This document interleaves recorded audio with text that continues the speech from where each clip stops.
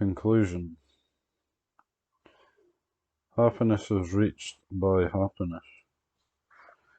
In order to clarify the Buddhist viewpoint on happiness, let us return to the passage cited at the beginning of this chapter, stating that the highest goal of Buddhism is to be reached by way of happiness, or by way of a practice endowed with happiness. It is not to be reached through suffering, or by way of a practice of pain. On one occasion, Prince Bodhi had the following conversation with the Buddha. Prince Bodhi: Venerable Sir, I believe thus: happiness is not to be gained through happiness. Happiness is to be gained through pain. Buddha: Prince, before my awakening, while I was still only an unenlightened bodhisattva, I too thought thus: happiness is not to be gained through happiness. Happiness is to be gained through pain. The Buddha went on to say that, due to this thinking, he went forth as a renunciant and studied with both Alara Kalama and Udaka Ramaputta, until he had gained the same knowledge as these two eminent teachers.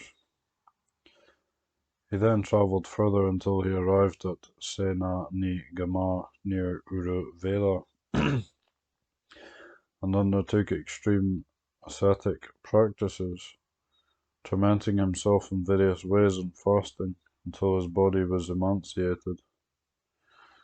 Because of eating so little, my limbs became like the jointed segments of 80 stem vines or black stem vines. My haunches became like a camel's hoof. The projections on my spine stood forth like corded beads. My ribs jutted out as gaunt as the rafters of an old roofless barn. My eyes sank far down in their sockets, looking like the reflection of stars in a deep well. My scalp shriveled and withered as a freshly cut bitter gourd shrivels and withers in the wind and sun. My belly skin had adhered to my backbone. Thus, if I rubbed my belly skin, I touched my backbone, and if I rubbed my backbone, I touched my belly skin. If I urinated or defecated, I staggered and fell over there. Because of eating so little, if I tried to ease my body by rubbing my limbs with my hands, the hair rotted at its roots, fell from my body as I rubbed. In the end, the Bodhisattva reflected, whatever recluses or Brahmins in the past, in the future, in the present, have experienced painful, racking, piercing feelings due to exertion. This is the utmost. There is none beyond this. But by this racking practice of austerities, I have not attained any superhuman states, any distinction in knowledge and vision worthy of the noble ones. Could there be another path to awakening? I considered.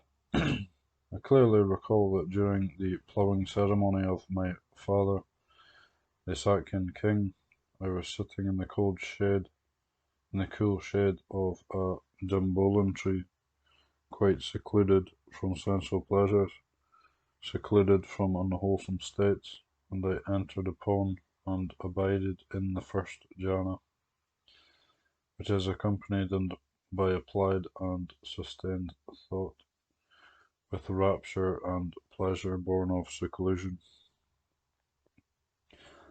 Could that be the path to awakening?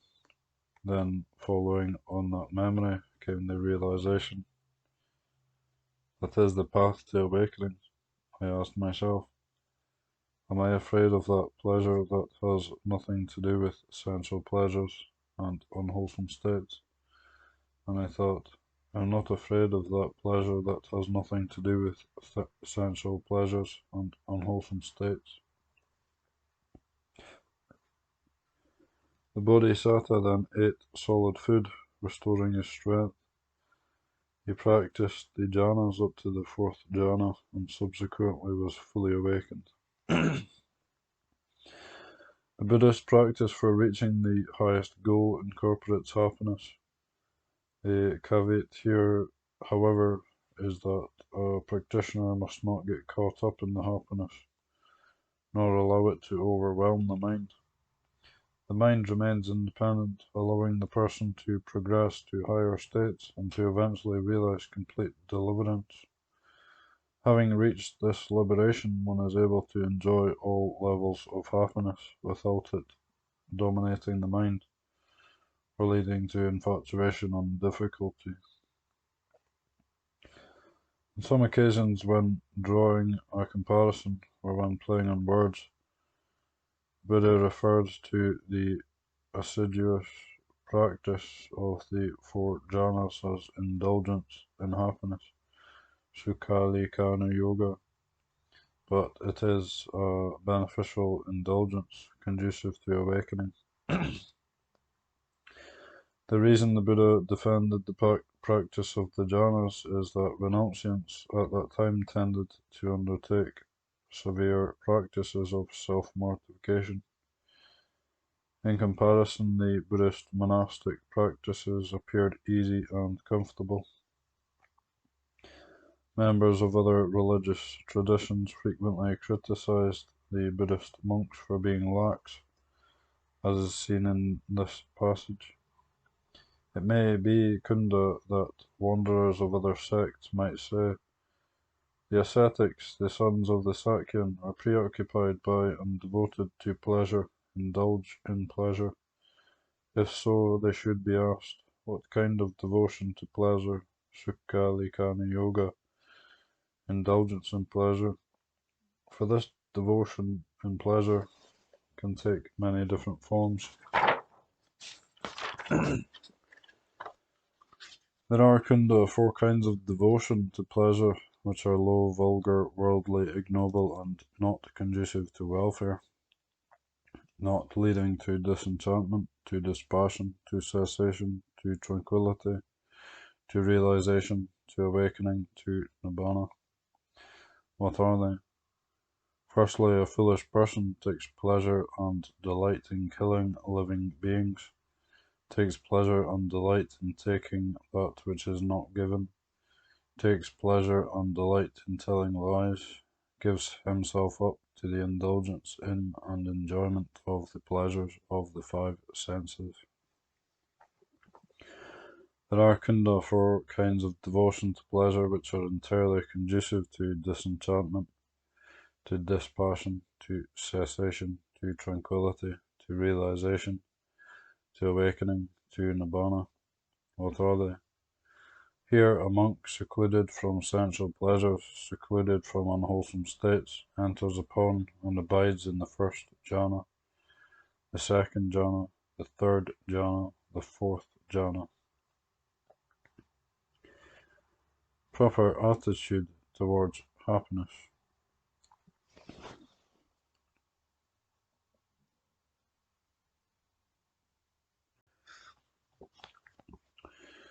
There are three chief principles in Buddhism pertaining to a proper attitude towards happiness, as confirmed by this teaching of the Buddha. Monks, how is exertion fruitful? How is striving fruitful? Here a monk in this Dhamma and discipline. 1. Does not create suffering for himself when he is not beset by suffering. 2. Does not forsake genuine happiness. 3. Does not become infatuated with that happiness, i.e. even with genuine happiness. The Buddha did not end the teaching here. He went on to describe another vital stage of practice, which can be classified as a fourth principle. that is, to strive in order to completely eradicate the cause of suffering. This fourth factor is the decisive criterion for reaching the final goal of Buddhism, because in order to realize the highest truth, one must completely remove the causes for suffering. From the perspective of gradual Dhamma practice, this fourth principle can be expressed in another way. To strive in order to realize higher forms of happiness until one reaches the supreme happiness, which is utterly free from suffering. One can thus outline the practice in regard to happiness. The set of criteria for Buddhists in their relationship to happiness as fourfold. 1. To not create suffering for oneself in times without suffering. 2. To not abandon genuine happiness. 3. To not indulge even in this genuine happiness. 4. To strive to put an end to the causes of suffering, to strive to realize supreme happiness. Although these principles of practice in relation to happiness exist, the subtlety and depth of understanding with which happiness differs between people. This is a factor that needs to be taken into consideration. For example, the practice of someone who sees the danger in sense pleasure, who is disillusioned by it and seeks more refined forms of happiness, may involve stages that are arduous. And this practice is viewed by those people who are still attached to sense pleasure as a form of self-inflicted suffering. In such circumstances, for those practitioners who are prepared, who are disenchanted with sense pleasure, and for whom sense pleasure has become a form of hardship, or even for those people who are not yet fully prepared, but who see the danger in sense pleasure, and to see the value of and aspire to more refined, independent forms of happiness. These arduous forms of practice become a means for training themselves.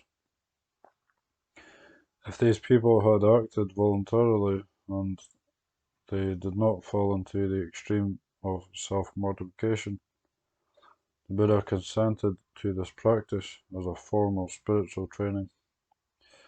Moreover, some aspects of the lives of those who have experienced more refined forms of happiness are viewed by those people attached to sense pleasure as miserable or painful. The reverse is also true. Those people who have experienced more refined forms of happiness see aspects of the lives of those caught up in sense pleasure as suffering. In any case, those people who have experienced higher forms of happiness know this happiness for themselves. Therefore, the question of whether Buddhism ultimately prizes pleasure or prizes pain, whether it is a hedonistic or an extreme ascetic or masochistic teaching, can be cast aside, for it is neither of these. The question that remains here pertains to the evaluation or significance of different kinds of happiness. That is, one faces a choice between sense pleasure, which depends on external things, and more refined kinds of happiness, which are internal, self-generated, and independent. In the scriptures, refined happiness is determined as more important. In some, one should access refined forms of happiness, or at the very least, one should experience both sense pleasure and refined happiness. That is, one should at least match the realization of stream enterers and once returners, who still enjoy sense pleasure, yet have reached an unfettered internal happiness as well. A general principle for advancing from sense pleasure to more refined happiness, from the pleasure of consuming to an independent happiness, is spiritual preparedness and discipline. A corresponding principle is that all people should experience righteous forms of happiness that are appropriate to their standard in life, to their standing in life, or that result from their individual perseverance and self-discipline. Those people who are in want of both kinds of advantageous happiness, that is, they are deprived of sense pleasure, and they have not made the effort to reach higher forms of happiness, are considered misdirected and incompetent. In this sense, those bhikkhus who have renounced sense pleasure yet do not make the effort to reach more refined forms of happiness, or whose practice is fruitless or dissolute, they miss a valuable opportunity and are considered more unfortunate and pitiable than lay people who indulge in sense pleasure. The Buddha said, "It is in such a way, monks, that a clansman has gone forth, yet he is covetous, inflamed by lust for sensual pleasures, with a mind full of ill will, with evil intentions, muddle-minded, lacking clear comprehension, unconcentrated, scatter-brained, unrestrained in his sense faculties, just as a stick of wood from a funeral pyre, burning at both ends and smeared with excrement in the middle, cannot be used as timber either in the village or in the forest. In just such a way do I speak about this person. He has missed out on the enjoyments of householder, yet he does not fulfill the goal of a life of a renunciant."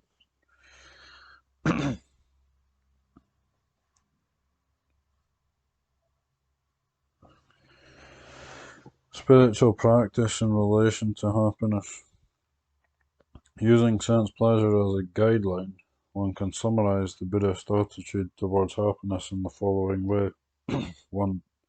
Enjoyment of sense pleasure. A. Stage of excellence. To enjoy sense pleasures while at the same time being familiar with more refined kinds of happiness.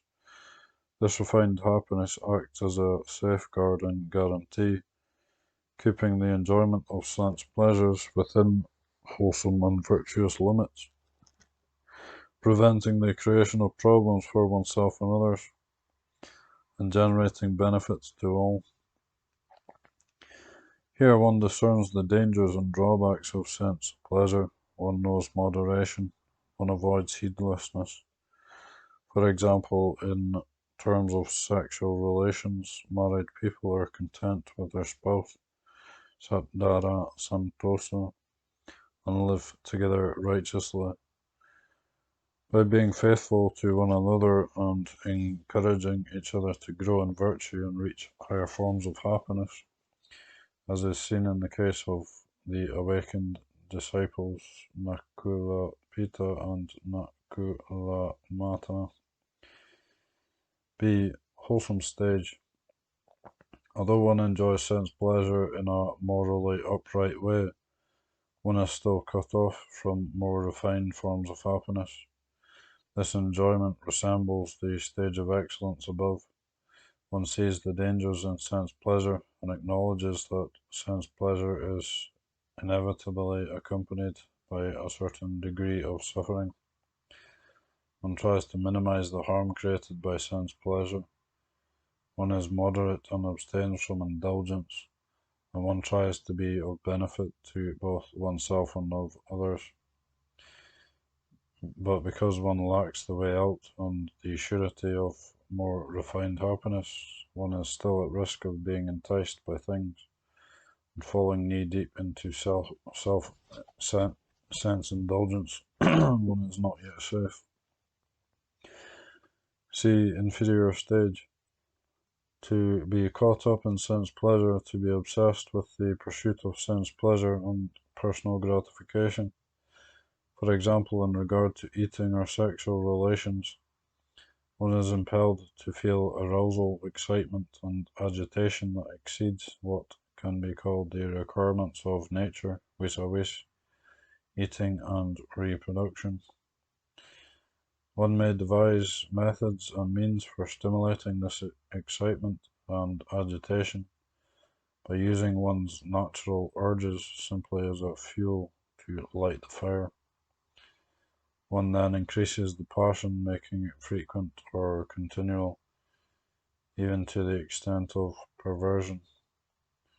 In such circumstances, eating food which does not necessarily nourish the body, or having sex removed from the act of reproduction, will be accentuated until the person entirely forgets the original purpose of these actions.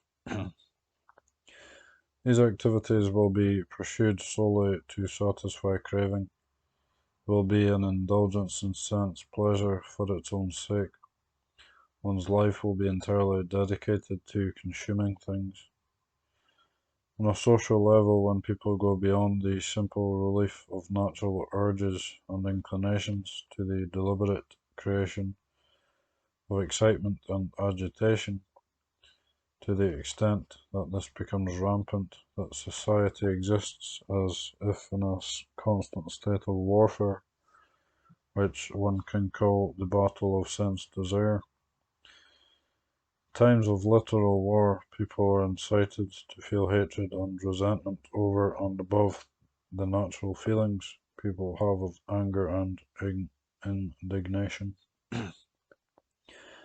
Eventually, people are prepared to slaughter and destroy each other, and there is even an expressed admiration and satisfaction in such destruction.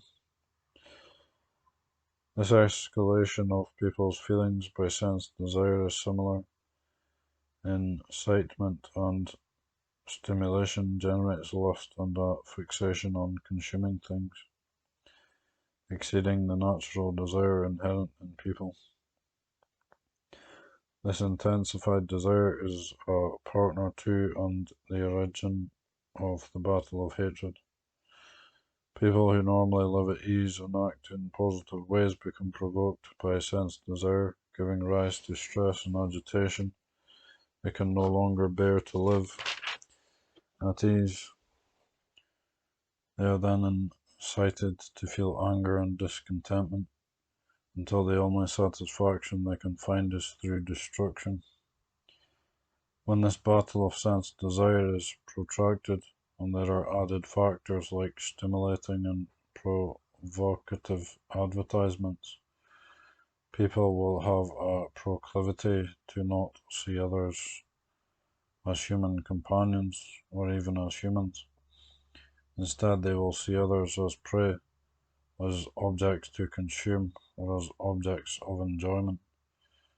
They will expect to derive pleasure from other people, and if others do not provide this expected pleasure, they will view them as rivals or impediments, or as offensive, useless, loathsome, and irritating. When people are engrossed in the pursuit of sense pleasure, it will be difficult for them to generate a wholesome enthusiasm for their work.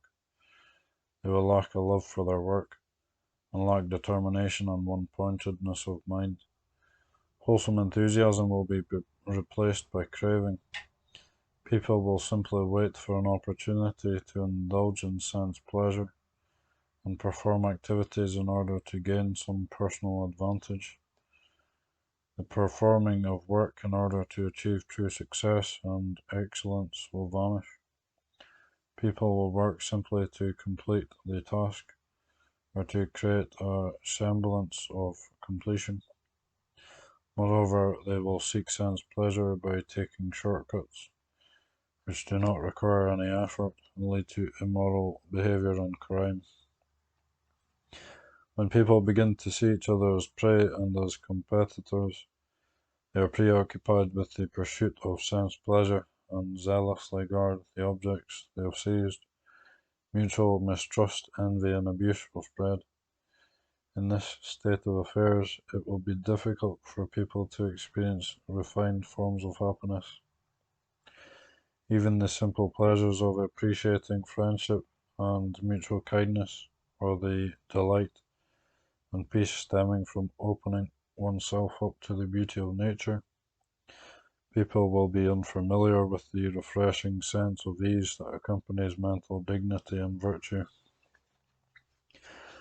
When people lack this refreshing sense of ease, their mental health will drop to a critical level.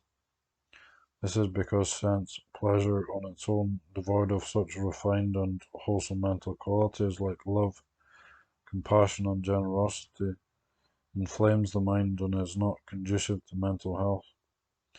If people associate with one another spurred on by lust, each party will be seeking to get something from the other. Although they may experience pleasure, it is likely to be detrimental to their mental health.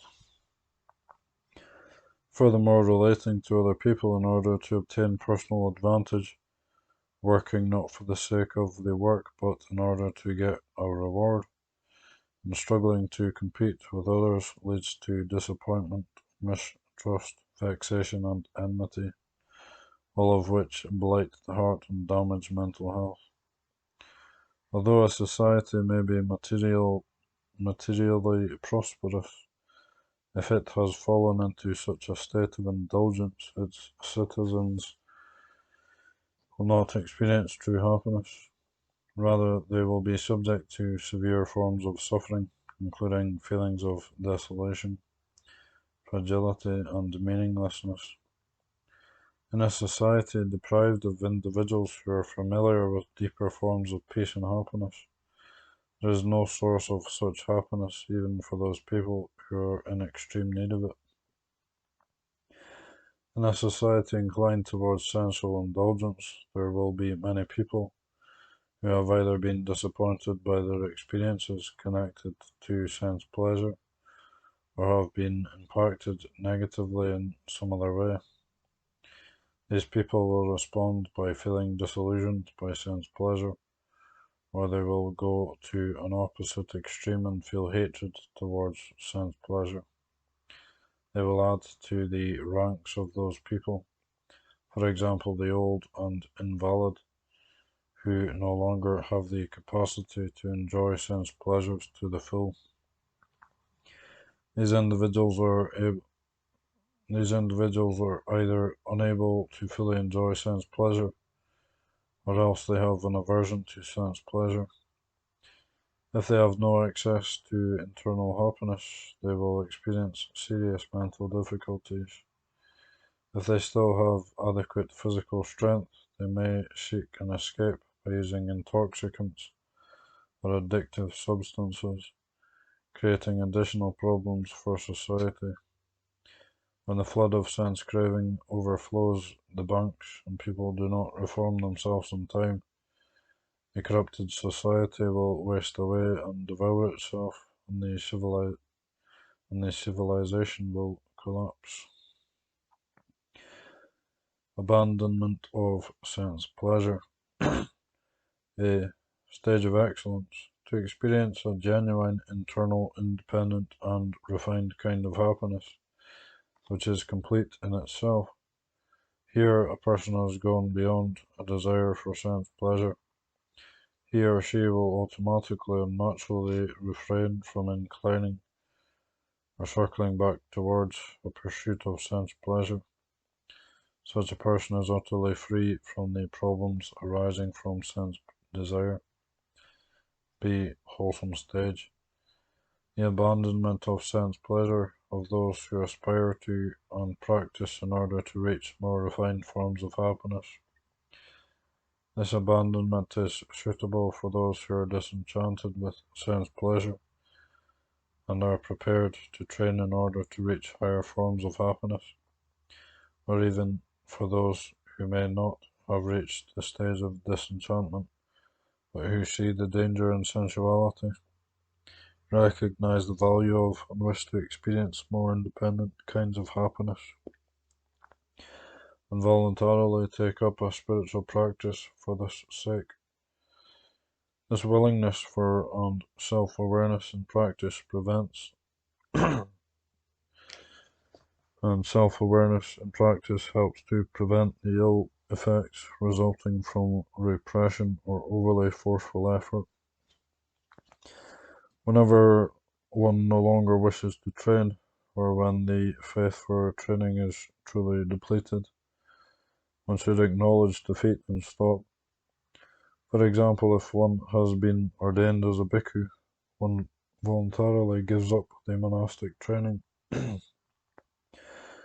Although repeatedly being ordained and disrobing is not recommended, if someone does this with sincerity, it can still help to foster spiritual preparedness and can be considered a valid part of training, as is seen in the example of Venerable Chittahati Sariputta, who was ordained and disrobed 7 times before he finally reached the fruit of arahantship.